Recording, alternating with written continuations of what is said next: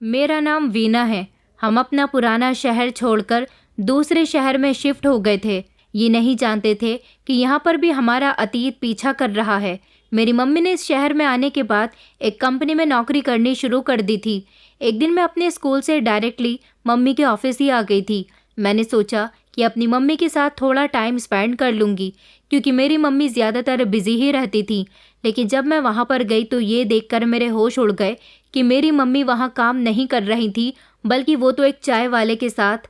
मैंने जब से होश संभाला था, एक छोटे से घर में खुद को और अपनी माँ को देखा था। हम दोनों माँ बेटी हमेशा अकेले ही रहते थे। मैं छोटी सी थी तो मेरी मम्मी मुझे घर में बंद करके खुद ना जाने कहाँ चली जाती थी और दोपहर के बाद वापस आती थी। मैं छोटी थी, इसी वजह से मैं सारा दिन रोती रहती थी। मुझे अपनी मम्मी बिल्कुल भी अच्छी नहीं लगती थी। मगर जब शाम को मेरी मम्मी घर आई और मुझे सीने से लगा लेती तो मुझे खुद से अलग नहीं होने देती थी।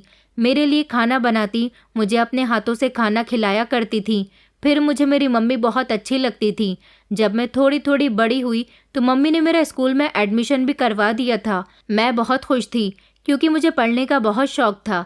मैंने जब स्कूल जाना शुरू किया तब भी मम्मी ना जाने कहाँ चली जाती थी, और जब मेरा छुट्टी का समय होता तो वो मुझे खुद स्कूल से वापस लेकर आती थी। मैं स्कूल से वापस आकर मम्मी को पूरे दिन की कहानी सुनाती कि मैंने स्कूल में आज क्या क्या किया और क्या नहीं किया। मम्मी मेरी सारी बातें सुनकर खूब खुश हो जाती थी। जब मैंने स्कूल जाना शुरू किया तो मेरी सारी फ्रेंड्स स्कूल में अपने अपने पापा के बारे में बातें करती थी। कोई कहती थी कि उसके पापा उसको घुमाने ले जाते हैं, तो कोई कहती थी कि उसके पापा उसके लिए बहुत सारी चीज़ें लेकर आते हैं। एक दिन मेरी दोस्तों ने मुझसे पूछा कि तुम्हारे पापा क्या करते हैं, तुम अपने पापा के साथ कहाँ घूमने जाती हो। लेकिन मैं उनको क्या बताती, क्योंकि मेरे पापा होते तो मैं उनको कोई जवाब देती। मेरे पास उनको देने के लिए कोई जवाब नहीं था। मैंने ना कभी अपने पापा को देखा था और ना ही कभी उनके बारे में कोई बात सुनी थी। कभी मम्मी ने भी मुझे मेरे पापा के बारे में कुछ नहीं बताया था, और ना ही मैंने अपनी मम्मी से कभी अपने पापा के बारे में कुछ पूछा था। उस दिन घर आकर मैंने मम्मी से पापा के बारे में पूछ लिया था, मगर मेरे पूछते ही मम्मी को गुस्सा आ गया और उन्होंने मुझसे कह दिया कि आइंदा तुम उनके बारे में मुझसे कुछ मत पूछना।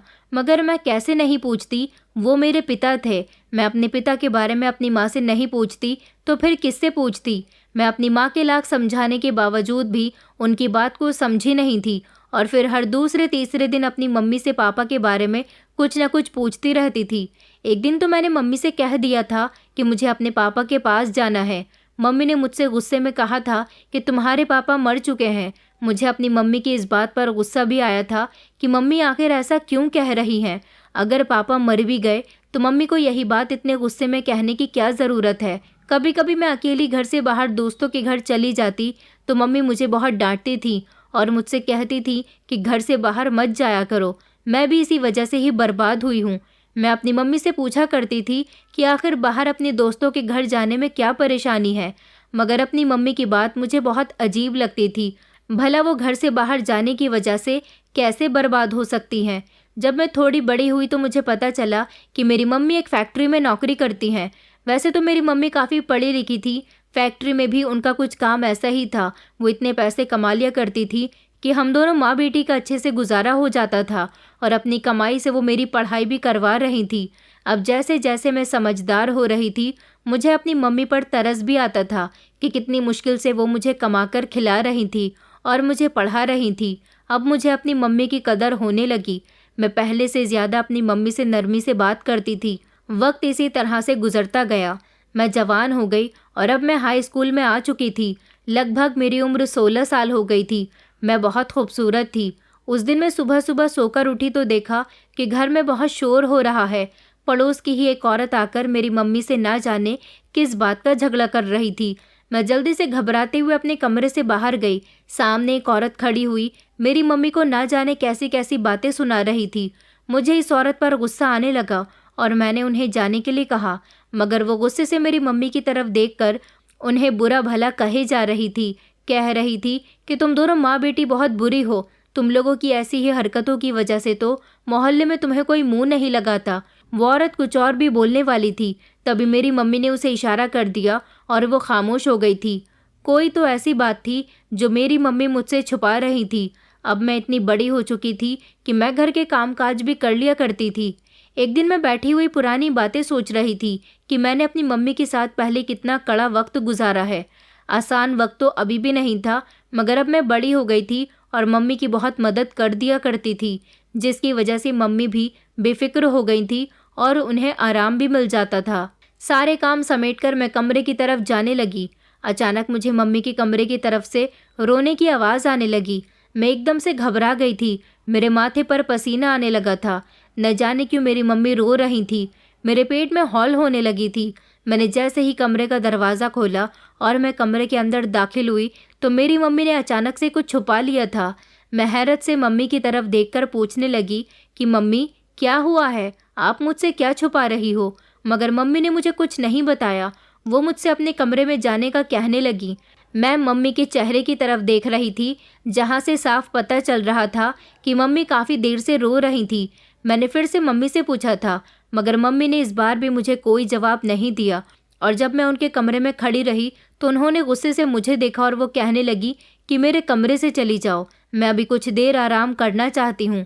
मम्मी की बात सुनकर मैं वहाँ से आ गई थी, मगर मुझे हैरत हो रही थी मम्मी ने आखिर मुझसे क्या छुपाया था। हम घर में 2 मेंबर ही तो रहते थे, ऐसा भी क्या था जो मम्मी ने अपनी बेटी से छुपा लिया। मेरी मम्मी तो मुझे अपनी हर छोटी से छोटी चीज़ दिखाती थी। मैं यही सोचते सोचते अपने कमरे में आकर सो गई थी। अगले दिन सुबह सुबह मम्मी मुझे उठाने के लिए कमरे में आ गई। मैं अपनी मम्मी की तरफ देखने लगी। मम्मी मुझे कुछ परेशान लग रही थी। मैंने इस बार भी मम्मी से सवाल किया कि आप क्यों परेशान हो, मगर मेरी मम्मी ने अभी भी मुझे कोई जवाब नहीं दिया था और परेशानी भरे एक्सप्रेशन देते हुए बस मुझे वो देखती रही। मैं जल्दी से उठी और स्कूल जाने के लिए तैयार होने लगी। मम्मी भी कमरे से बाहर चली गई थी। मैंने जल्द ही नाश्ता किया और स्कूल जाने के लिए निकल गई। मैंने घर से बाहर कदम रखा ही था कि मोहल्ले वाले मुझे बड़ी अजीब नज़रों से घूरने लगे। मैं उनसे नज़रें चुराते हुए स्कूल आ गई, मगर मैं परेशान थी। वो सब मुझे ऐसे क्यों देख रहे थे? मैं अपने क्लासरूम में ऐसे ही बैठे हुई थी। मेरी क्लास में कोई दोस्त नहीं थी। मैं दोस्त बनाना चाहती थी, मगर मम्मी ने मुझे सख्ती से मना किया था कि मुझे अपनी कोई दोस्त नहीं बनानी। इस वजह से ज़्यादातर मैं अकेली ही अपनी पढ़ाई पर ध्यान देती थी।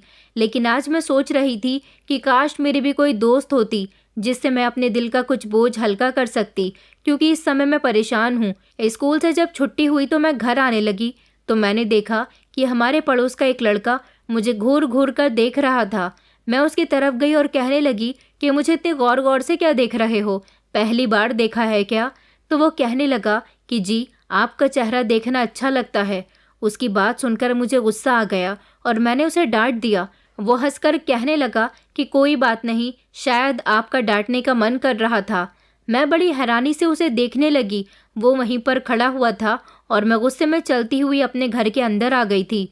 जैसे ही मैं घर के अंदर आई तो ये देखकर मैं दंग रह गई कि मेरी मम्मी भी परेशान बैठी हुई थी।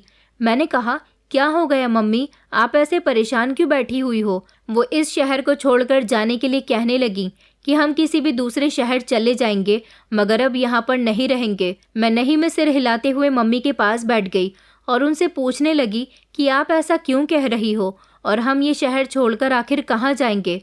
मम्मी कहने लगी कि हम कहीं भी जाएं, मगर यहाँ पर नहीं रहेंगे, क्योंकि हमारे आस पड़ोसी अब हमें यहाँ पर नहीं रहने देंगे। हम किसी दूसरी कॉलोनी में भी जाकर रहेंगे तो यहाँ का कोई भी आस पड़ोसी हमें देख ही लेगा, क्योंकि ये कॉलोनी बहुत बड़ी है। अगर हम यहाँ कहीं आसपास चले गए तो हमारा किसी न किसी से सामना हो ही जाएगा। मुझे गुस्सा आने लगा। कॉलोनी वालों का राज है क्या जो हमें वो निकाल देंगे? मैं गुस्से से अपने कमरे में आ गई और सोचने लगी कि आखिर हमारे आस पड़ोसियों को हमसे प्रॉब्लम क्या है। हमारा तो कभी किसी से झगड़ा भी नहीं हुआ, फिर भी हमारे पड़ोसी हमेशा हम माँ बेटी के पीछे पड़े रहते हैं। हर टाइम कोई ना कोई औरत आकर मेरी मम्मी से झगड़ा करने लग जाती थी। मम्मी भी मुझे इस बारे में कुछ नहीं बताती थी कि वो लोग हमारे साथ ऐसा क्यों करते हैं। मैं यही सोच रही थी कि इतनी ही देर में मुझे बाहर से औरतों की आवाज़ें आने लगी। वो लोग मेरी मम्मी से कह रही थी कि तुम इस मोहल्ले से कब निकल रही हो। मेरी मम्मी परेशान होते हुए उनको बता रही थी कि हम जल्द ही यहाँ से चले जाएंगे। वो औरतें मम्मी को बातें सुनाती हुई वहाँ से चली गईं। मैं गुस्से से चलती हुई अपनी मम्मी की तरफ गई। मैंने अपनी मम्मी से कहा कि हम मोहल्ले वालों के नौकर नहीं हैं कि वो जैसा हमसे कहेंगे हम वैसा ही कर लेंगे। हम यहाँ से कहीं नहीं जाएंगे। तो मम्मी मुझसे कहने लगी, लेकिन ये लोग हमें यहाँ से निकाल कर ही रहेंगे क्योंकि हमारे घर में कोई मर्द नहीं है। यही वजह है कि ये लोग हमें यहाँ से निकालना चाहते हैं। मुझे तो ये बात सुनकर और भी ज़्यादा गुस्सा आ गया कि आखिर ये भी क्या हमें यहाँ से निकालने की वजह थी। लेकिन अब मैं भी इस कॉलोनी में नहीं रहना चाहती थी। मैं भी इस जगह को छोड़कर जाना चाहती थी। मैंने मम्मी से कह दिया था कि आप मुझे जहाँ लेकर जाओगी हम लोग वहीं चले जाएंगे। अगले दिन हम जाने के लिए अपना सामान पैक करने लगे क्योंकि मेरी मम्मी ने कहा था कि हम लोग दिल्ली शहर में शिफ्ट हो जाएंगे। वहाँ पर मेरी मम्मी को आसानी से नौकरी भी मिल जाएगी। कॉलोनी की औरतें कहने लगी कि अब हमारी कॉलोनी से मनहूसियत चली जाएगी। मुझे गुस्सा तो बहुत आ रहा था, मगर मैं इस कॉलोनी से खामोशी से ही निकल जाना चाहती थी। हम लोग तो घर छोड़कर, वो शहर छोड़कर दिल्ली शहर में शिफ्ट हो गए थे। यहाँ आने के बाद मेरी मम्मी के चेहरे पर कुछ सुकून होता था। हम दोनों माँ बेटी ने अपने लिए यहाँ किराए पर फ्लैट भी ले लिया था। मेरी मम्मी ने भी जॉब की तलाश करना शुरू कर दी थी और अब मेरा भी एडमिशन होना था। अभी तो मैंने सिर्फ हाई स्कूल ही कंप्लीट किया था और फिर कुछ समय तक नौकरी तलाश करने के बाद मेरी मम्मी को एक अच्छी कंपनी में नौकरी भी मिल गई थी और उन्होंने मेरा एडमिशन फर्स्ट ईयर में करवा दिया था। मेरी मम्मी यहाँ आने के बाद सुकून से रहने लगी थी। मेरी मम्मी सबसे ज़्यादा खुश इस बात पर थी कि उन्हें जिस कंपनी में नौकरी मिली थी वहाँ के बॉस एक बहुत अच्छे इंसान थे। मम्मी ने बताया था कि उनके बॉस उन पर बहुत मेहरबान हैं। वो उनकी हर तरह से मदद करने के लिए तैयार हैं क्योंकि वो एक ऐसे इंसान हैं जो ऐसे लोगों की मदद करते हैं जो बेसहारा होते हैं। मेरी मम्मी ने उन्हें बताया था कि हम दोनों माँ बेटी का इस दुनिया में एक दूसरे के अलावा कोई भी नहीं है। बॉस ने कहा था कि आपको कभी भी मदद की ज़रूरत हो तो मुझे ज़रूर बताना। इस दुनिया में कुछ ऐसे भी लोग होते हैं जो आपसे कोई रिश्ता नाता ना होने पर भी आपकी मदद करने के लिए तैयार रहते हैं। हम लोग यहाँ पर बहुत खुशी खुशी रह रहे थे। मेरी मम्मी को इस कंपनी में नौकरी करते हुए अभी 1 महीना होने वाला था। बॉस ने मेरी मम्मी को 1 महीने की एडवांस सैलरी भी दे दी थी। मेरी मम्मी बहुत खुश थी क्योंकि उस सैलरी से उनकी काफ़ी सारी ज़रूरतें पूरी हो गई थी। अब मेरी मम्मी की सैलरी मिलने का दिन आ गया था। मम्मी ने कहा था कि बॉस बहुत अच्छे इंसान हैं। उन्होंने मुझसे कहा है कि कल आकर अपनी सैलरी ले जाना। मम्मी कहने लगी कि कल जब मैं सैलरी लेकर आऊँगी तो तुम्हें अपने साथ मार्केट लेकर चलूँगी। काफ़ी टाइम से तुमने शॉपिंग नहीं की, मैं तुम्हें यहाँ से थोड़ी सी शॉपिंग करवा दूँगी। मैंने मम्मी से कहा था कि ठीक है, कल हम दोनों मार्केट चलेंगे। स्कूल से आने के बाद मैं घर पर बड़ी बेसब्री से मम्मी का इंतज़ार कर रही थी क्योंकि हम दोनों माँ बेटी को आज शॉपिंग करने के लिए जाना था। लेकिन ये देखकर मैं दंग रह गई थी कि जिस समय मेरी मम्मी घर पर आई थी उस समय उनका मूड बहुत ऑफ था। वो घर के अंदर आते ही अपने कमरे की तरफ चली गई थी। मैं जैसे ही मम्मी के कमरे की तरफ गई तो ये देखकर दंग रह गई कि मम्मी ने कमरे का दरवाज़ा अंदर से बंद कर लिया था। मैं काफ़ी देर तक वहीं जमकर खड़ी रही थी। मैं दरवाज़ा बजाने के बारे में सोच रही थी मगर मैंने दरवाज़ा नहीं बजाया और फिर मेरे कानों में पड़ने वाली आवाज़ों ने मेरे होश उड़ा दिए थे। मम्मी कमरे के अंदर फूट फूट कर रो रही थी। उनके रोने की आवाज़ बाहर तक मुझे साफ सुनाई दे रही थी। मेरी समझ नहीं आया था कि मम्मी कमरे के अंदर क्यों रो रही हैं। मम्मी ने तो कहा था कि आज उन्हें सैलरी मिलेगी और वो मुझे मार्केट शॉपिंग कराने के लिए लेकर जाएंगी। अचानक से मम्मी को क्या हो गया था। मुझे फिक्र होने लगी कि कहीं मम्मी का ऑफिस में किसी से झगड़ा तो नहीं हो गया या बॉस ने तो मेरी मम्मी से कुछ नहीं कह दिया। मुझसे रहा नहीं गया तो मैंने कमरे का दरवाज़ा बजा दिया। काफ़ी देर के बाद मम्मी ने कमरे का दरवाज़ा खोला था। मम्मी के चेहरे से साफ साफ नज़र आ रहा था कि वो रो रही हैं। मैंने मम्मी से पूछा, मम्मी आप क्यों रो रही हो? तो मम्मी साफ साफ मुकर गई थी और कहने लगी कि नहीं, मैं रो नहीं रही हूँ, बस मेरी तबीयत कुछ ठीक नहीं है। मैंने मम्मी से कहा कि चलिए मैं आपको डॉक्टर के लेकर चलती हूँ। तो मम्मी कहने लगी कि नहीं नहीं, मुझे डॉक्टर के नहीं जाना, तुम मुझे थोड़ी देर के लिए अकेला छोड़ दो, प्लीज़ मुझे डिस्टर्ब मत करना। मैंने कहा मम्मी लेकिन हमें तो शॉपिंग के लिए जाना था ना। मम्मी कहने लगी कि मैंने तुमसे कहा ना कि मेरी तबीयत ठीक नहीं है, मुझे कुछ समय के लिए अकेला छोड़ दो। ये कहते हुए मम्मी ने धड़ाम से मेरे मुंह पर ही दरवाज़ा बंद कर दिया था।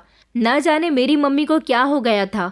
पिछले 2-3 दिन तक मैं नोटिस करती रही थी कि मम्मी का मूड बहुत ख़राब है। वो चुप चुप सी रहने लगी थी।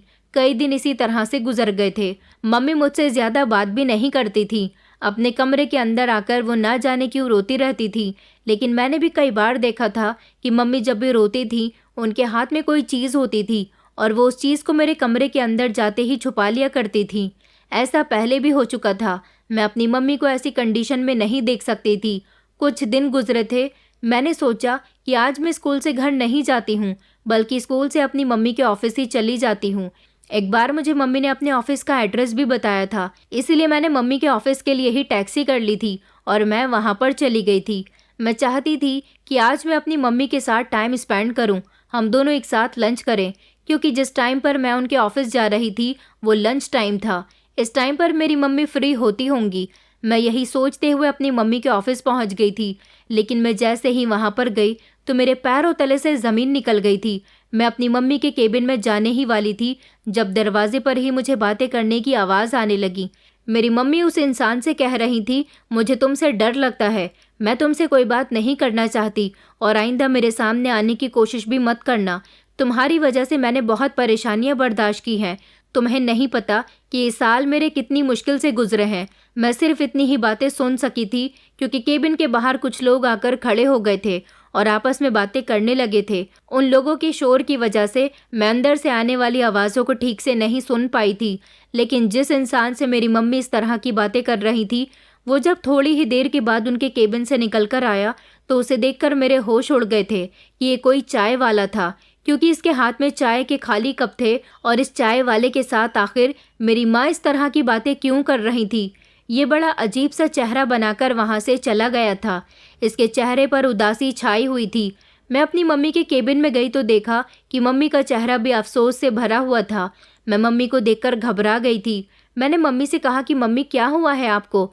मेरी मम्मी ने जब मुझे देखा तो वो चौंक गई और कहने लगी कि बेटा तुम यहाँ पर क्या कर रही हो। मैंने मम्मी से कहा कि मम्मी मैं आपके साथ टाइम स्पेंड करने के लिए आई थी। मम्मी कहने लगी कि बेटा तुम्हें तो पता है कि 1 घंटे बाद मेरी ड्यूटी ऑफ हो जाएगी, तो तुम्हें यहाँ आने की क्या ज़रूरत थी, तुम्हें सीधा घर जाना चाहिए था। मैंने कहा कि नहीं, आज मैं आपके साथ लंच करना चाहती हूँ, हम लोग बाहर लंच करेंगे। मगर मेरी मम्मी तो ना जाने क्यों इतना घबरा रही थी। उन्होंने जल्दी से मुझे वहाँ से जाने के लिए कहा, लेकिन मैंने मम्मी से कहा कि मैं आपके साथ लंच किए बिना नहीं जाऊँगी। मैं काफ़ी दिनों से देख रही हूँ कि आप बहुत परेशान हो। मम्मी कहने लगी कि नहीं बेटा, ऐसी कोई बात नहीं है। इतने में ही मेरी मम्मी के बॉस उनके केबिन में आ गए थे। जब उन्होंने मुझे मम्मी के साथ देखा तो मम्मी ने उनको मेरा इंट्रोडक्शन दिया। वो कहने लगे कि बेटा तुम खड़ी क्यों हो, बैठ जाओ। मैंने कहा कि नहीं सर, मैं अपनी मम्मी को लंच करने लेकर जाना चाहती हूँ। उन्होंने मम्मी से कहा तो फिर आप चली क्यों नहीं जाती, वैसे भी आपकी ड्यूटी ऑफ होने में सिर्फ 1 घंटा ही रह गया है, इसमें कोई प्रॉब्लम वाली बात नहीं है अगर आप टाइम से पहले अपनी बेटी के साथ चली जाएंगी तो। बॉस की बात सुनकर मेरी मम्मी मेरे साथ चलने पर मजबूर हो गई थी। न जाने क्यों मम्मी ऐसी अजीब अजीब रिएक्शन दे रही थी। मैंने देखा था कि मेरी मम्मी के चेहरे पर बिल्कुल भी मुस्कुराहट नहीं थी। मेरी मम्मी ने अपने बॉस को थैंक यू बोला और हम लोग वहाँ से निकल आए थे। मैंने देखा कि जब मैं अपनी मम्मी के साथ उनके ऑफिस के गेट से बाहर निकल रही थी तो अचानक ऑफिस के गेट पर ही कुछ मिनट के लिए मेरी मम्मी सीधी खड़ी हो गई थी। मैं अपनी मम्मी को देखकर हैरान हुई। मैंने देखा कि मेरी मम्मी सामने चाय वाले होटल की तरफ देख रही थी। मैंने मम्मी से कहा कि क्या हुआ मम्मी, आप उधर क्या देख रही हो। अचानक मेरी बात सुनकर मम्मी होश में आई थी और कहने लगी कि नहीं नहीं, चलो हम चलते हैं। और फिर हम दोनों माँ बेटी वहाँ से निकलकर एक अच्छे से रेस्टोरेंट में चले गए थे जहाँ पर हमने लंच किया था। लेकिन वहाँ पर भी मैंने नोटिस किया था कि मम्मी कुछ खोई खोई सी हैं। फिर हम लोग वहीं से घर आ गए थे। मैं तो अपनी मम्मी को खुश देखना चाहती थी, लेकिन मुझे ऐसा लग रहा था मेरे साथ मेरी मम्मी है ही नहीं। रात के समय हम दोनों माँ बेटी अपने अपने कमरे में मौजूद थे। मुझे सुबह को स्कूल भी जाना होता था, इसके लिए मैं जल्दी अपने कमरे में आकर लेट जाती थी। मेरी मम्मी भी पूरे दिन की थकी हुई होती थी, वो भी अपने कमरे में चली जाती थी। अचानक मुझे याद आया कि मुझे मम्मी से अपने स्कूल की फ़ीस लेनी है। सुबह मुझे याद रहे या न रहे, इसलिए मैं अभी लेकर रख लेती हूँ। मैं यही सोचते हुए मम्मी के कमरे की तरफ जा रही थी। मैंने जैसे ही दरवाज़ा खोला तो ये देखकर मैं दंग रह गई कि आज फिर से मम्मी ने मुझे देखते ही कुछ छुपा लिया था और वो जल्दी से अपनी आंखों के आंसू साफ करने लगी। अब तो मुझे पक्का यकीन हो गया था कि मम्मी ज़रूर मुझसे कोई बड़ी बात छुपा रही है, क्योंकि ऐसा मैंने मम्मी को एक बार नहीं बल्कि कई बार करते हुए देख लिया था। वो रो रही होती थी और मुझे देखते ही कोई चीज़ छुपा लिया करती थी। आखिर ये क्या चीज़ थी और मेरी मम्मी क्यों रोती रहती थी।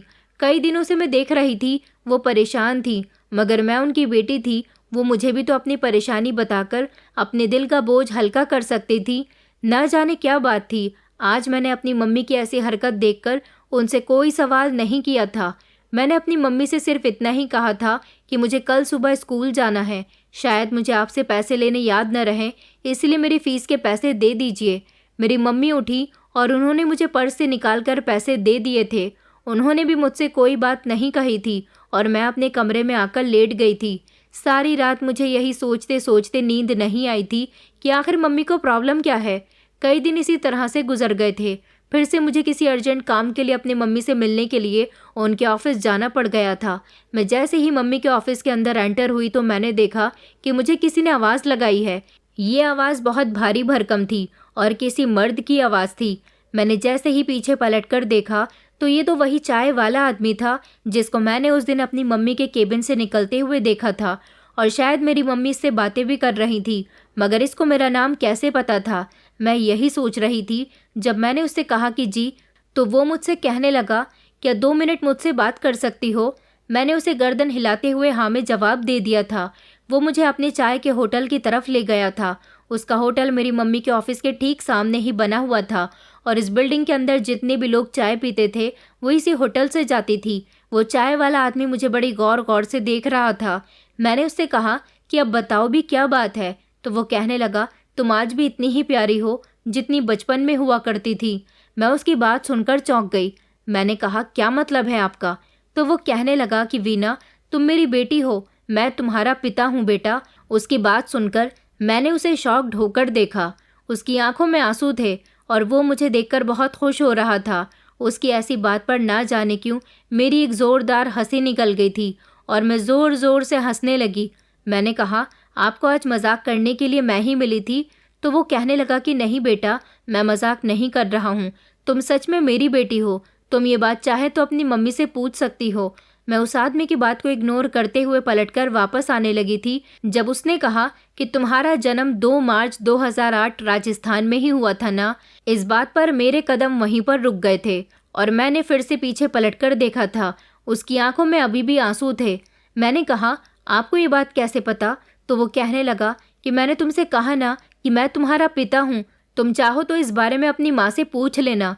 क्या तुम्हें तुम्हारी माँ ने इस बारे में कभी कुछ नहीं बताया कि मैं तुम लोगों को छोड़कर चला गया था? उस दिन जब मैंने तुम्हें यहाँ से तुम्हारी माँ के साथ निकलते हुए देखा तो मैं तभी समझ गया था कि तुम मेरी बेटी वीना ही हो। तुम जवान हो गई हो। जब तुम 2 महीने की थी तब मैंने तुम्हें देखा था। तुम बहुत मासूम हो बेटा। ये कहते हुए वो मेरे सर पर हाथ रखने आ रहे थे, मगर मैं उनसे पीछे हट गई। मैं तो उनकी बातें सुनकर बिल्कुल खामोश हो गई थी। मेरे अंदर कोई भी सवाल जवाब करने की हिम्मत नहीं रही थी। मैं फ़ौरन ही वहाँ से अपने घर चली आई थी। उस चाय वाले की बातें सोच सोच कर मेरा दिमाग तो दर्द से फटा जा रहा था। क्या वो आदमी सही कह रहा था? मैंने सोच लिया था कि अब मुझे अपनी मम्मी पर नज़र रखनी होगी और इस चाय वाले पर भी, क्योंकि उस दिन जो मैंने उसे मम्मी से बातें करते हुए सुना था, शायद इन बातों का यही मतलब हो सकता है। और फिर मेरी मम्मी भी तो चोरी चुपके रोती रहती हैं। रात के टाइम पर जब मम्मी घर आई तो मैंने उन्हें इस बारे में कुछ नहीं बताया था। मैंने सोच लिया था कि अब मैं खुद ही मम्मी की परेशानी जान कर रहूँगी। मुझे तो ऐसा लगता है जैसे मम्मी की परेशानी ये चाय वाला ही है। मम्मी घर आई तो हम दोनों माँ बेटी ने एक साथ खाना खाया था। अभी भी मम्मी खोई खोई सी रहती थी। एक दिन मुझे साइबर कैफ़े पर अपने कुछ डॉक्यूमेंट तैयार करवाने थे, इसलिए मैं मम्मी के साथ साइबर कैफ़े चली गई थी। वो संडे था जब मेरी मम्मी की छुट्टी थी। अब मम्मी ने मुझे मोबाइल भी लेकर दे दिया था क्योंकि हम दोनों माँ बेटी को कांटेक्ट करने में पहले बहुत दिक्कत होती थी। जैसे ही हम उस साइबर कैफ़े के अंदर एंटर हुए, अचानक मम्मी घबराने लगी और उन्होंने मुझसे कहा कि तुम अपना काम करवाओ, मैं अभी आती हूँ। ये कहकर मम्मी दुकान से बाहर चली गई थी। ऐसा तो मम्मी हर बार ही करती थी, इसलिए मैंने इस बात को इग्नोर कर दिया। लेकिन जब मेरा ध्यान उस चाय वाले आदमी की बात पर गया तब मैंने सोचा कि कहीं कोई गड़बड़ तो नहीं है। मैं बाहर निकलकर अपनी मम्मी को देखने लगी थी, लेकिन मैंने देखा कि मेरी मम्मी एक तरफ को खड़ी हुई थी और किसी लड़के से बातें कर रही थी। मगर ये लड़का कौन था? इसका चेहरा मुझे साफ नज़र नहीं आ रहा था। मुझे लगा मेरी मम्मी के कोई ऑफिस का होगा। ये सोचते हुए मैं दोबारा से दुकान के अंदर आ गई थी और अपना काम करवाने लगी थी। अपने डॉक्यूमेंट तैयार करवाने के लिए मुझे वहाँ अपना मोबाइल नंबर देना था जिस पर OTP आना था। मेरा काम हो गया और फिर फाइनली मम्मी और मैं घर आ गए थे। मैंने देखा था कि रात के टाइम पर मेरे मोबाइल पर किसी की कॉल्स आने लगी। मैंने जैसे ही कॉल रिसीव की तो कॉल पर एक लड़का बोल रहा था। मैंने उससे कहा था कि आप कौन हो, तो वो कहने लगा कि मैं तुम्हें बहुत अच्छी तरह से जानता हूँ और अब तुम फिक्र मत करो, तुम्हारी मेरे साथ शादी होने वाली है। उसकी ये बात सुनकर मैं चौंक गई। मैंने कहा, तुम्हारी हिम्मत कैसे हुई मुझसे ऐसी बात करने की? उसने अपनी बात कहकर फ़ोन काट दिया था, मगर मेरी कोई बात नहीं सुनी थी। मैंने दोबारा उस नंबर पर डर की वजह से कॉल नहीं की। मैं बहुत घबरा गई थी। फिर मैंने खुद को तसल्ली दी और सोचा कि लोग इसी तरह लड़कियों को ब्लैकमेल करते हैं। मेरे पास तो मोबाइल पहली बार आया है, इसलिए मुझे इस मोबाइल को बड़ी सावधानी के साथ इस्तेमाल करना होगा। मगर सुबह के समय तो मेरे पैरों तले से ज़मीन निकल गई थी जब मम्मी और मैं नाश्ता कर रहे थे और मम्मी ने मुझसे कहा कि मैंने तुम्हारा रिश्ता तय कर दिया है। मैं मम्मी की बात सुनकर चौंक गई थी। मैंने उन्हें कहा कि मम्मी, आप ये क्या कह रही हो? मेरी शादी इतनी जल्दी? अभी तो मेरा इंटर भी कंप्लीट नहीं हुआ और अभी मेरी शादी की उम्र भी नहीं है। मम्मी कहने लगी कि बस मैं फ़ैसला कर चुकी हूँ, जल्दी ही तुम्हारी शादी कर दूंगी। बस तुम अपना यही साल पूरा कर लो, उसके बाद तुम्हारी शादी होने वाली है। मम्मी की बात सुनकर तो मैंने रोना शुरू कर दिया था, मगर मेरी मम्मी को मेरे रोने पर कोई भी फ़र्क नहीं पड़ा था। मैं उस दिन बहुत रोई थी। मम्मी अपने ऑफिस जा चुकी थी। न जाने मम्मी मेरे साथ ऐसा क्यों कर रही थी। फिर मुझे उस चाय वाले की याद आ गई, क्योंकि अभी भी उसकी बातों से मेरा ध्यान हट नहीं रहा था। उसने बातें ही मुझे कुछ ऐसी बताई थी। मम्मी ऑफिस चली गई तो आज मैं उनका पीछा करते हुए उनके ऑफिस चली गई थी और स्कूल नहीं गई थी। मैं छुपते हुए मम्मी के ऑफिस गई थी ताकि मुझे मम्मी देख न ले। मैं मम्मी का पीछा करते करते ही उनके ऑफिस तक पहुंच गई थी। मुझे वहां पहुंचने में ज़्यादा समय नहीं लगा था। मैंने देखा कि ऑफिस के गेट पर ही मम्मी को उस चाय वाले आदमी ने रोक लिया था और वो मेरी मम्मी से कहने लगा कि मुझे माफ़ कर दो कविता, हमारी बेटी कितनी बड़ी हो गई, बिल्कुल तुम पर गई है। अपनी उस बेटी की खातिर ही मुझे माफ़ कर दो। मैं जानता हूँ कि मुझसे बहुत बड़ी गलती हो गई। मम्मी को उस आदमी पर बहुत गुस्सा आया और उन्होंने कहा कि तुम यहाँ से जाओ, मैं तुमसे बात नहीं कर सकती। क्यों तुम हमेशा मेरा तमाशा बनाते रहते हो? मैं और मेरी बेटी बहुत सुकून की ज़िंदगी गुजार रहे हैं, हमें तुम्हारी ज़रूरत नहीं है। एक लंबा समय हमने तुम्हारे बिना गुजार दिया, अब तुम मेरी ज़िंदगी में शामिल होकर क्या करना चाहते हो? उन लोगों की ये बातें सुनकर मुझे अपने कानों पर विश्वास नहीं हो रहा था और अब मुझे ऐसा लग रहा था कि ये चाय वाला आदमी ही मेरा पिता है। थोड़ी ही देर गुजरी थी कि एक बड़ी सी गाड़ी में कंपनी के बॉस आए थे और जब वो अपनी गाड़ी से उतरकर ऑफिस के अंदर जाने लगे तो उन्होंने चाय वाले और मेरी मम्मी को आपस में बातें करते हुए देखा। उन्होंने मेरी मम्मी से पूछा कि क्या हुआ कविता, आप यहाँ पर क्या कर रही हो? तो मम्मी अनजान सी शक्ल बनाने लगी। बॉस ने जब चाय वाले की तरफ देखा तो उन्होंने उससे कहा कि तुम यहाँ पर क्या कर रहे हो? चलो जाओ अपना काम करो। मैं कई बार तुम्हें देख चुका हूँ, तुम कविता जी से बहुत बातें करते हो। कविता जी आखिर ये आपसे इतनी बातें क्यों करता है? उसके इस सवाल पर मेरी मम्मी खामोश रही थी। चाय वाला आदमी भी कुछ नहीं कह पा रहा था। बॉस ने उसे डांट दिया था और वो वहाँ से चला गया था। मेरी मम्मी बॉस के साथ ऑफिस के अंदर चली गई थी। अब मुझे ये कहानी कुछ कुछ समझ आ रही थी और मैं ये भी समझ गई थी कि अब आगे मुझे क्या करना है। मैं वहाँ से भागती हुई अपने घर में आई थी और घर आते ही मैंने मम्मी के कमरे का दरवाज़ा खोला और मम्मी के कमरे की तलाशी लेने लगी। मैंने हर जगह तलाशी ले ली थी, अलमारी में, सोफे पर, कबर्ड में, मगर मुझे कहीं भी वो चीज़ नहीं मिली थी जो मम्मी मुझसे छुपाया करती थी। फिर मेरा ध्यान बेड पर गया। मैंने बेड की चादर हटाई, वहाँ पर भी कुछ नहीं था, मगर जैसे ही मैंने बेड के गद्दे हटाए तो मेरे होश उड़ गए थे, क्योंकि वहाँ पर एक फ़ोटो रखी हुई थी। मैं जानती थी कि मुझे घर में कुछ न कुछ ऐसा ज़रूर मिलेगा जो मुझे मेरे पापा की तरफ इशारा करता हुआ नज़र आएगा। ये फ़ोटो देखते ही मेरी आंखों में आंसू आ गए थे। इसका मतलब ये था कि वो चाय वाला बिल्कुल सच कह रहा था। वो सच में मेरे पिता हैं, क्योंकि इस फोटो में ये चाय वाला आदमी दूल्हा बना हुआ है और मेरी मम्मी इसके साथ दुल्हन बनी खड़ी हुई है।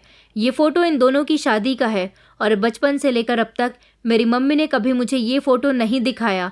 इसका मतलब यही है कि मेरी मम्मी हर रोज़ इस फ़ोटो को देखकर रोया करती थी और मेरी मम्मी ने मुझसे ये बात छुपा कर रखी थी कि मेरे पापा भी जिंदा हैं। जब जब मैं अपनी मम्मी से पापा के बारे में पूछती थी, वो यही कहती थी कि तुम्हारे पिता इस दुनिया से जा चुके हैं। आखिर मेरे पिता के बारे में मम्मी ने मुझे कभी सच बताया क्यों नहीं था? क्यों वो मुझसे छुपा रही थी कि मेरे पिता मरे नहीं हैं बल्कि जिंदा हैं? ये सारे सवाल मेरे दिमाग में घूम रहे थे। मैं फिर से मम्मी के ऑफिस चली गई और डायरेक्ट उनके केबिन में जाकर बैठ गई थी। मैंने चाय वाले अंकल से पहले ही बोल दिया था कि वो हम दोनों के लिए मेरी मम्मी के केबिन में चाय लेकर आ जाएं। मम्मी मुझे देखकर घबरा गई और कहने लगी कि तुम यहाँ क्यों आ जाती हो? मैंने तुम्हें मना किया था ना कि तुम ऑफिस मत आया करो, जो भी बात हो घर पर ही कर लिया करो। मैंने मम्मी से कहा, क्या मैं आपसे यहाँ आकर नहीं मिल सकती? मम्मी कहने लगी कि नहीं, क्योंकि ये मेरे काम करने की जगह है, यहाँ पर मैं अपने फैमिली मैटर डिस्कस नहीं करना चाहती। तभी चाय वाला चाय लेकर आ गया था। मैंने जल्दी से खड़े होकर उनके हाथ से चाय ली और कहा कि अंकल, आपकी चाय बहुत अच्छी होती है, मैं हर रोज़ यहाँ पर आया करूँगी और आप मेरे और मेरी मम्मी के लिए अपनी स्पेशल कटिंग वाली चाय बनाया कीजिए। ये सब देखकर मेरी मम्मी का मूड बहुत ज़्यादा ख़राब हो रहा था और मेरी मम्मी ने इशारे से उसे वहाँ से जाने के लिए कहा। वो वहाँ से चले गए थे, मगर वो मेरी बात पर बहुत खुश हुए थे। मम्मी मुझसे कहने लगी कि तुम्हें यहाँ हर रोज़ आने की ज़रूरत नहीं है। मैं तुमसे पहले भी कह चुकी हूँ और अभी भी कह रही हूँ कि जाओ यहाँ से। मैंने कहा, मम्मी मैं तो स्कूल से अब हर रोज़ ही यहाँ पर आया करूँगी, क्योंकि मुझे इन अंकल के हाथ की चाय बहुत पसंद है। मम्मी कहने लगी कि तुम पागल हो गई हो वीना, इस आदमी से दूर रहो। मैंने कहा, क्यों दूर रहा करूँ? मैं तो बस उनके हाथ की चाय पीने के लिए यहाँ पर आई हूँ। मम्मी कहने लगी कि तुम सच में पागल हो गई हो। मैंने कहा, मम्मी आप तो ऐसे रिएक्ट कर रही हो जैसे आप उनके हाथ की चाय नहीं पीती। मैंने तो देखा है कि मैं जब भी यहाँ पर आती हूँ, ये आपके केबिन से आपको चाय देकर निकल रहे होते हैं। मेरी बातों पर मेरी मम्मी को बेहद गुस्सा आ रहा था। मम्मी ने मुझसे कहा कि मैं जल्द ही तुम्हारी शादी करने वाली हूँ, बेहतर यही होगा कि घर जाओ और घर के कामकाज सीख लो। तभी मम्मी के कुछ क्लाइंट्स उनसे मीटिंग करने के लिए आ गए थे। मजबूरन मुझे वहाँ से उठकर अपने घर आना पड़ गया था, मगर मैंने देखा था कि मुझे मेरे पापा बड़े गौर से देख रहे थे। आज मैं उनके पास गई और मैंने कहा कि पापा, मुझे सब पता चल गया कि आप ही मेरे पापा हो। वो ये बात सुनकर बहुत खुश हो गए और खुशी के मारे उन्होंने मुझे गले से लगा लिया। वो कहने लगे कि बेटा तुम बहुत अच्छी हो, तुम्हारी मम्मी भी बहुत अच्छी है, बस अपनी मम्मी से कहो कि वो एक बार मुझे माफ़ कर दे, फिर मैं सब कुछ बिल्कुल ठीक कर दूंगा। मैंने उनसे पूछा कि आखिर आपके और मेरी मम्मी के बीच क्या हुआ था, तो वो कहने लगे कि इस बारे में मैं तुम्हें नहीं बता सकता, ये तो तुम्हें तुम्हारी मम्मी ही बताएगी। मैं उनसे कुछ देर बातें करके घर आ गई थी, मगर अब ना जाने क्यों मुझे अपने पिता से दिली लगाव होने लगा था। जब से मुझे ये बात पता चली थी कि वो मेरे पिता हैं, तब से मैं यही चाहती थी कि मेरे पापा हम लोगों के साथ रहें, मगर मैं पूरी बात नहीं जानती थी। मुझे अब इस लुका छुपी के खेल को ख़त्म करना था, इसलिए मैंने फ़ैसला कर लिया था कि आज मैं मम्मी से बात करके ही रहूँगी। मम्मी जब रात के समय घर आई तो वो फ़ोटो जो मैंने मम्मी के कमरे में देख लिया था उसको मैंने अपने पास रख लिया। मम्मी अपने कमरे के अंदर गई और थोड़ी देर के बाद वो मुझे बहुत बेचैन नज़र आ रही थी। इधर से उधर टहल रही थी, घर के सामान की छानबीन कर रही थी, बार बार बैठ के गद्दे हटा रही थी। तभी मैं उनके करीब गई और कहने लगी, मम्मी आप जो तलाश कर रही हो वो मेरे पास है। ये बात सुनकर मम्मी ने मुझे बड़ी हैरानी से पलटकर देखा था और जब उन्होंने मेरे हाथ में वो फ़ोटो देखी जिसको वो तलाश कर रही थी, ये देखकर वो दंग रह गई। वो मेरे करीब आई और उन्होंने एक ही झटके से वो तस्वीर मेरे हाथ से छीन ली थी। मम्मी के पास कोई जवाब नहीं था मुझे देने के लिए, क्योंकि वो बहुत शर्मिंदा हो रही थी। मैंने मम्मी से कहा, अब आपको मुझसे कुछ भी छुपाने की ज़रूरत नहीं है। मैं ये बात जान गई हूँ, ये चाय वाला आदमी मेरा पिता है, मगर मैं अपने सारे सवालों के जवाब आपसे लेना चाहती हूँ कि बचपन से लेकर अब तक क्यों आपने मुझसे ये बात छुपाई कि मेरे पापा जिंदा हैं और यहाँ इस शहर में हैं। क्यों आप मुझे हर बार यही कहती रहीं कि तुम्हारे पिता मर चुके हैं। आपने सारी ज़िंदगी मुझे अकेले पाला, आपने ऐसा क्यों किया? मम्मी कहने लगी कि मेरे पास तुम्हारे सवालों के कोई जवाब नहीं है, मुझे कुछ देर के लिए अकेला छोड़ दो। मैंने कहा कि नहीं, आज मैं आपको अकेला नहीं छोड़ूंगी। आखिर आप क्यों परेशान रहती हो? वो चाय वाला आदमी क्यों मुझे बार बार कहता है कि वो मेरा पिता है? मैं सब कुछ जानना चाहती हूँ, सब कुछ। मैं फूट फूट कर रोने लगी थी और रोते रोते ज़मीन में बैठ गई थी जब मेरी मम्मी ने मुझे सहारा दिया और वो कहने लगी कि अब तुम बड़ी हो चुकी हो, अब वक्त आ गया है कि तुम्हें सब कुछ बता दिया जाए। आखिरकार आधी सच्चाई का पता तो तुमने खुद ही लगा लिया। दरअसल तुम्हारे पिता की वजह से मैंने बहुत सारी परेशानियां सही हैं। मैं एक पढ़ी लिखी लड़की थी। मैं तो तुम्हारे पापा को बहुत अच्छा इंसान समझती थी, क्योंकि उसने मुझसे ढेर सारे वादे किए थे। मगर जब मेरी शादी उसके साथ हो गई तो मेरा गुजारा तुम्हारे पापा के साथ ठीक नहीं होता था। मैं उस छोटे से घर में गुजारा कर सकती थी, मगर ऐसे इंसान के साथ गुजारा नहीं कर सकती थी जो मेहनत मजदूरी ना कर सके, जो अपनी पत्नी को अपनी कमाई लाकर ना दे सके। मुझे लगा था कि जब तुम्हारा पिता ये खबर सुनेगा कि वो बाप बनने वाला है तो शायद वो मेहनत करना सीख लेगा, मुफ्त की रोटियां तोड़ना बंद कर देगा। मगर उन्होंने अपनी हरकतें नहीं छोड़ी। उनका कहना यही था कि मुझे बेटा चाहिए, बेटी नहीं। हम जिस घर में पहले रहते थे वहाँ के सभी लोग ये बात अच्छी तरह से जानते हैं कि मैं बहुत खूबसूरत हूँ, और जिस दिन से मेरी शादी हुई है मैं लोगों के घरों में काम करती आई हूँ। सबको यही लगता था कि मुझे काम करने का बहुत शौक है। मैं एक सीधी सादी लड़की की तरह ससुराल में अपना गुजारा नहीं कर सकती। मैं एक बिगड़ी हुई औरत हूँ जिसे काम करके मर्दों को फंसाने का बहुत शौक है। मगर ऐसा कुछ भी नहीं था। लोगों ने शुरू से ही मुझ पर बेवजह के इल्ज़ाम लगाए। जब मैं आस पड़ोस में काम करने के लिए जाया करती थी तो उनके पति मुझ पर गंदी नज़र डालते थे, क्योंकि मैं बहुत खूबसूरत थी। मैं तो मजबूरी में दूसरों के घरों पर काम किया करती थी। मेरे पति ने कभी भी मेरी इज्जत को अपनी इज्जत नहीं समझा। वो खुद मुझे काम पर भेजता था। कॉलोनी की सारी औरतें यही समझती थी कि मैं एक गलत औरत हूँ। मैं तुम्हारे पिता से कहती थी कि मैं ये काम नहीं कर सकती, लोग मुझ पर गलत इल्ज़ाम लगाते हैं, मगर उसे मेरी कोई बात समझ ही नहीं आती थी। मैं जिस घर में काम करने जाती वहाँ पर मेरे साथ यही होता था। कई बार तो मैं अपनी इज्जत बचाकर बड़ी मुश्किल से उनके घरों से भागकर आई थी। फिर मैंने तुम्हें जन्म दिया। तुम्हारे पिता ने जब देखा कि तुम बेटी हो तो वो आग बबूला हो गया। मुझे हर रोज़ मारने लगा कि मैं तुम्हें कहीं बेच दूं ताकि हमारे पास ढेर सारे पैसे आ जाएं और तुम्हें छोड़कर फिर से मैं कामकाज पर लग जाऊं। क्योंकि उस समय तुम बहुत छोटी थी, तुम मेरी गोद में आ गई थी, इसलिए मैंने काम पर जाना भी छोड़ दिया था। मगर एक दिन मैंने फैसला कर लिया था कि अब मैं ये सारे अत्याचार और नहीं सहूँगी। मैंने तुम्हारे पिता से बोल दिया था कि मैं अपनी बेटी को नहीं बेचूंगी। तुम्हारे पिता के काफ़ी सारे दोस्त थे जो उनको अपनी अय्याशियों में उलझाए रखते थे।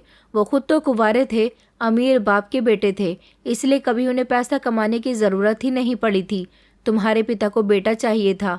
तुम्हारे पापा ने कहा कि मैं उन्हें छोड़ दूं या फिर तुम्हें बेच दूं, मगर मैं तुम्हें कैसे बेच सकती थी? तुम तो मेरे शरीर का हिस्सा थी। मैंने तुम्हारे पापा को छोड़ने का फैसला किया।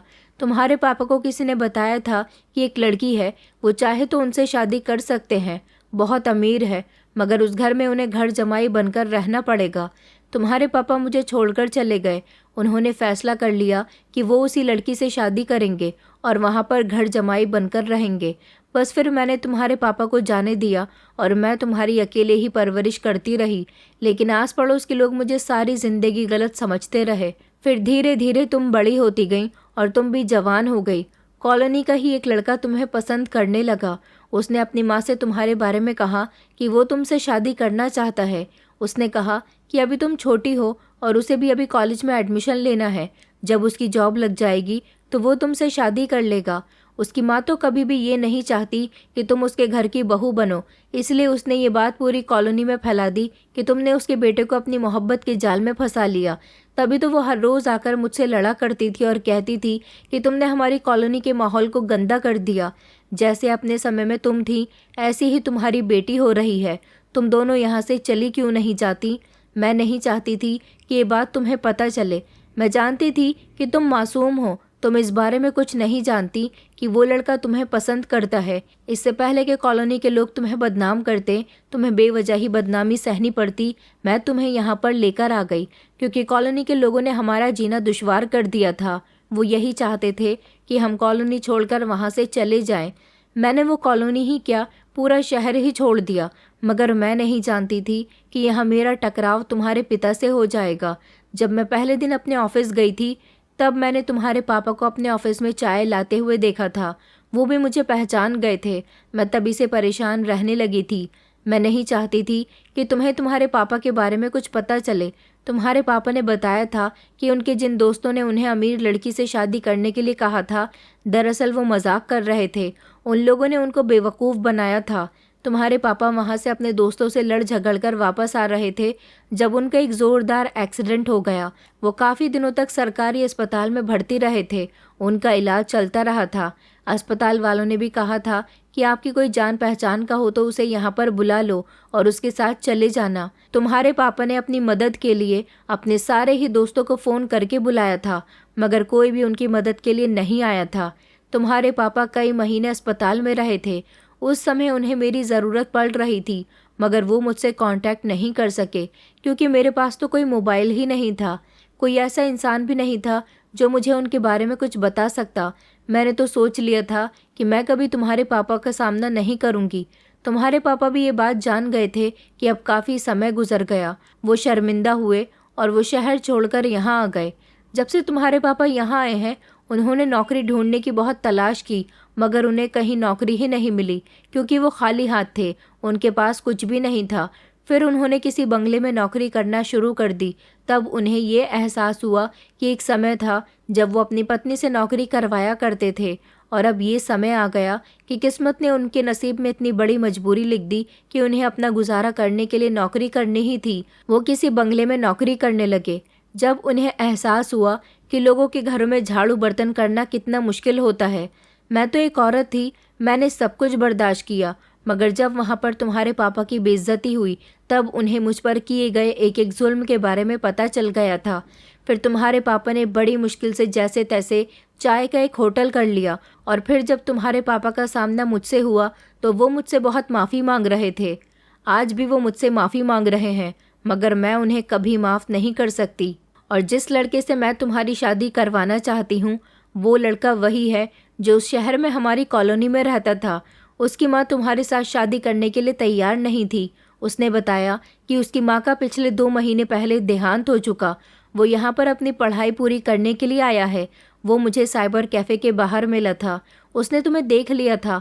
वो बार बार मुझसे कह रहा था कि वो तुमसे बहुत प्यार करता है, वो तुम्हें हर हाल में खुश रखेगा। वो हम दोनों माँ बेटी को काफ़ी समय से तलाश कर रहा है। वो नहीं जानता था कि हम भी वो शहर छोड़कर ही गायब हो जाएंगे। उसने अपनी माँ के किए की माफ़ी मुझसे मांग ली। मैंने उसकी आंखों में तुम्हारे लिए मोहब्बत देखी है, इसलिए मैंने फ़ैसला कर लिया कि मैं तुम्हारी शादी उसके साथ करके रहूँगी। उस लड़के ने तुम्हें कॉल भी की थी क्योंकि उसने साइबर कैफ़े से तुम्हारा नंबर निकलवा लिया था। ये कहकर मम्मी रोने लगी थी। सच में मेरी मम्मी ने काफ़ी कुछ सहा था, लेकिन मैंने मम्मी से कहा कि मम्मी अब जो कुछ भी हुआ आपको पापा को माफ़ करना ही होगा, क्योंकि पापा ने भी अपनी ज़िंदगी में काफ़ी कुछ सह लिया। उनको उनके किए की सज़ा मिल गई और आप अपना दिल बड़ा कीजिए और उन्हें माफ़ कर दीजिए। लेकिन मम्मी किसी भी हाल में उन्हें माफ़ करने के लिए तैयार नहीं थी। मैंने मम्मी से कहा कि माफ़ तो आपको पापा को करना ही होगा। अगर आप उन्हें माफ़ नहीं करेंगी तो फिर आप भी सारी ज़िंदगी रोती रहेंगी, क्योंकि मैंने कई बार आपको देखा है कि आप पापा की फ़ोटो देखकर रोती रहती हो। अगर आप उन्हें माफ़ नहीं करना चाहती तो आप उनकी फ़ोटो देखकर रोती ही क्यों हो? मम्मी कहने लगी, क्योंकि आज भी मेरे दिल में तुम्हारे पापा के लिए मोहब्बत है। मेरी तुम्हारे पापा के साथ लव मैरिज हुई थी। मैं अपने घर से भागकर सिर्फ तुम्हारे पापा के लिए आई थी, मगर मैं ये नहीं जानती थी कि तुम्हारे पापा शादी के बाद बदल जाएंगे।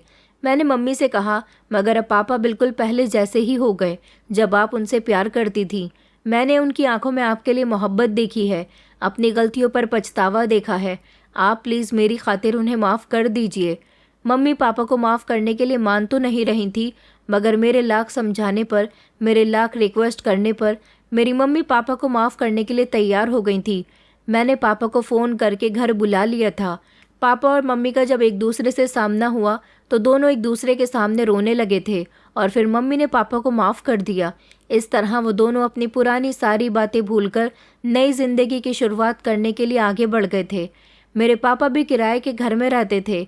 वो हम दोनों माँ बेटी को अपने घर में ले गए, जबकि हमने अपना फ्लैट खाली कर दिया था। पापा ने मम्मी से कहा था कि अब तुम्हें नौकरी करने की भी ज़रूरत नहीं है। मैं चाय के होटल से इतने पैसे कमा लेता हूँ कि तुम्हारा और अपनी बेटी का गुजारा कर लूँगा। कम ही सही, मगर मैं तुम लोगों को इज़्ज़त और मेहनत की कमाई खिलाना चाहता हूँ।